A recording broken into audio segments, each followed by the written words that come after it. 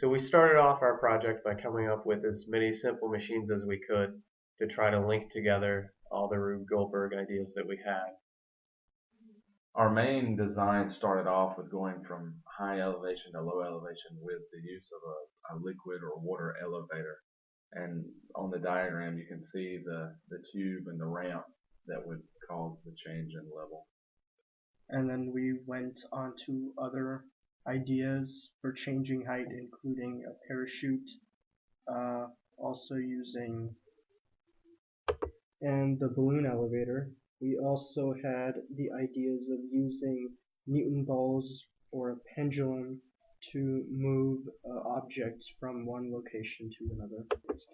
Unfortunately, we came to the conclusion that the water elevator wasn't going to work out because we couldn't figure out a easy, quick way to make our objects sink in a liquid and then rise in a different liquid without the liquid. For this reason, we also abandoned the other ideas. And we decided to move to some other ideas that were maybe a little bit more simple to carry out and that were not as variable. So we came up with the idea of a lever as a pretty simple machine, simple machine that we could use, that we thought would be pretty simple to carry out. And then from that we started working for how we were going to incorporate that into getting a quarter into a cup. So we decided we should probably start working backwards on the whole machine. Yeah. Using scrap wood, we ended up making a pulley system for the quarter to fall into the cup, and that was the end of our Rube Goldberg machine. So we took the scrap wood and placed a cross beam on the top and bottom to support it. Then we put the pulley in the middle across the top beam, and we put a piece of rope through it, and we drilled a hole in the quarter, and we tied the string around it, and we had to go to the other end for some form of weight to get it knocked out. And that was where we met our first challenge, how we were going to overcome that. But we had bought some clay, and we decided we could stick something in the clay and have it get knocked out, and the weight of the quarter would pull it down. And we found a nice little curved ramp piece in the craft center, and we rolled a golf ball down it, and we knocked a pencil that was tied to the string out of the clay, and then the quarter fell. So one of our designs that we wanted to implement was using a lever, and we ran into another challenge with trying to get the lever onto a wooden piece that we had made. The main problem with using wood and PVC pipe is we couldn't figure out a way to keep the actual lever part of the lever stationary where it could still rotate enough to allow an object to pass through it. So we ran a paper clip through the center of two pieces of wood, and we secured that down through the outside, and then we took a piece of the clay that we bought and we stuck it onto the outside of the paper clip and stuck that to the PVC pipe, and then that secured it so it would still rotate back and forth but not side to side. Next, we bought two pieces of wood, the only two pieces of wood that weren't scrap wood in our entire design, and placed them behind our original ramp, and then we got we put the pulley on top of those two pieces, and we tried to run a marble from the pulley to go over the pulley, and then having it hit a golf ball, which then rolled down to hit our marker in the clay and have our quarter go into the cup. The final part of our FEDD preparation was actually the beginning of the Rube Goldberg, since we had decided to work backwards. So we knew that to get over the lever, we needed to build up a lot of speed. So we had to build up drastically. So we found, once again, scrap wood, and we built a very tall ramp with railing to keep the marble on track that would give it enough velocity to get over the lever, hit the golf ball, and drop the quarter.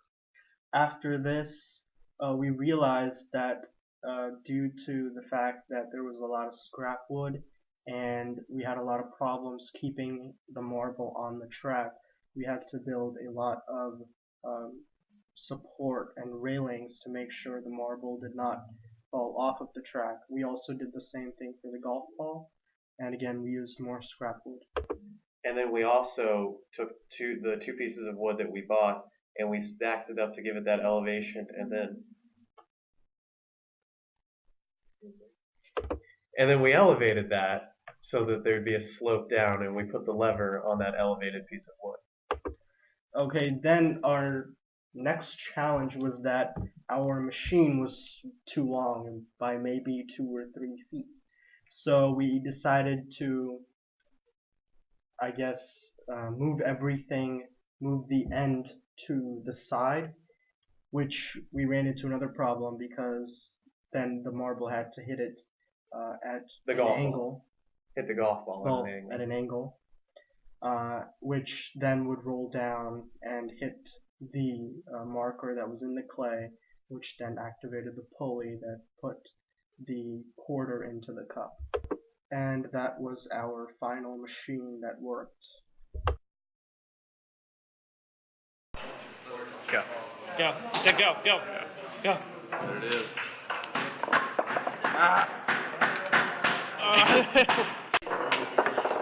Yeah.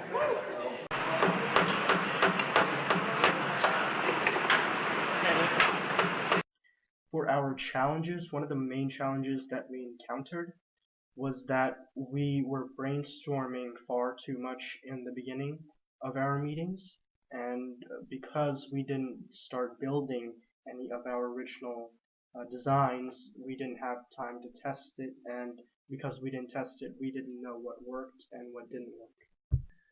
So that led to us having to kind of create our designs when we were in the craft center, just looking at everything we had and trying to figure out what we could use to try to get it all to go together well, instead of the time that we had previously where we didn't test it beforehand to know if it was going to work or not. Once we assembled the Rube Goldberg, we finally started our testing, and unfortunately, it was very inconsistent, and it was kind of a shot in the dark as to whether or not it would actually work. Conceptually, it was perfect, but Due to the fact that we used marbles and we used a golf ball, that was a large part of our inconsistency, that we couldn't get it to line up perfectly correctly, and that was what led us to put in railings and ramps just so everything would run more consistently, and that was a challenge that we conquered in the very end. So one of the other challenges that we had was that, unlike a lot of people who were there, our project was in pieces. So we showed up to the FEDD day with just a bunch of different pieces of wood that we then put together there, where a lot of people had just one big box that they just carried from place to place. And so that led them to having a little bit more consistency than us, because we had a little bit of variance when we set it up to where everything would be. 3, 2, 1.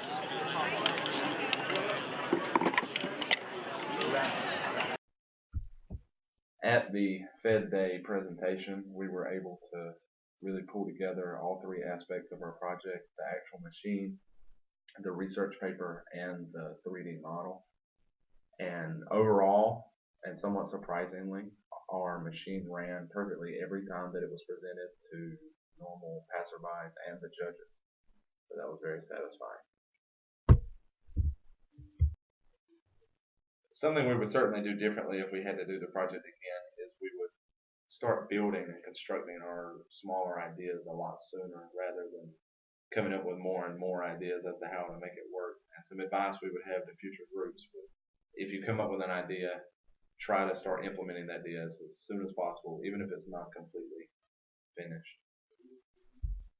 Another thing we would do differently is to build our project and put everything together in one piece instead of having in pieces, which would also help with transportation.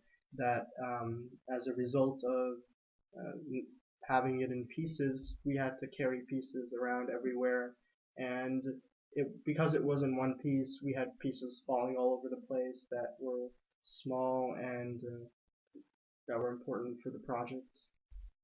Wow.